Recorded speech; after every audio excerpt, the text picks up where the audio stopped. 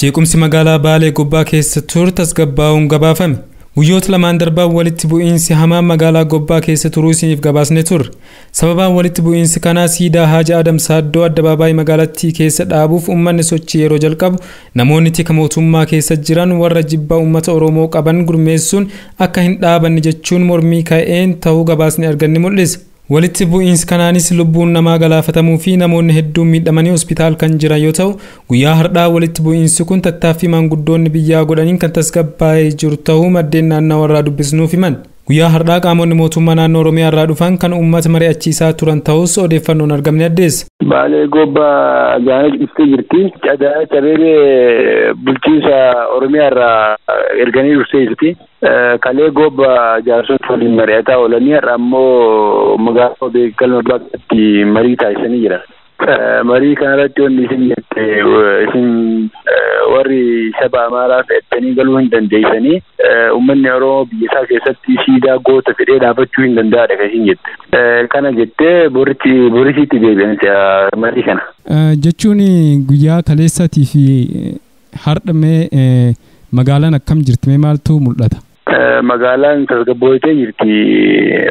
Akka karaa ta'utti bu'iinsi namni akka walitti fiigu hin jiru. Magaalaan tasgabbooyitee jirti. Warraan illee dhaabatee jira. Mee nama gamtu miidhame gam lamaan iyyuu irraa mee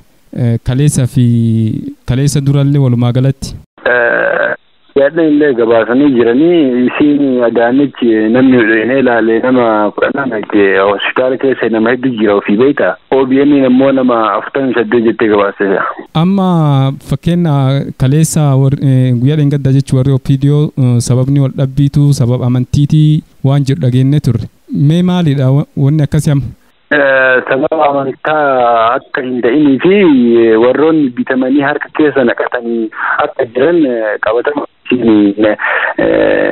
Tichi hoogganaa waraana Tigireeti ka magaalaa Roobeeti asitti argama inni soqamu jira.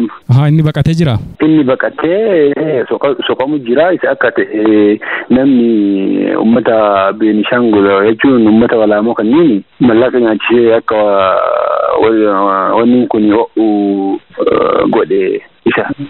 Amma nagaa jechuun magaalaan uummanni akkuma duraanii nagaan waliin jiraachuu jira.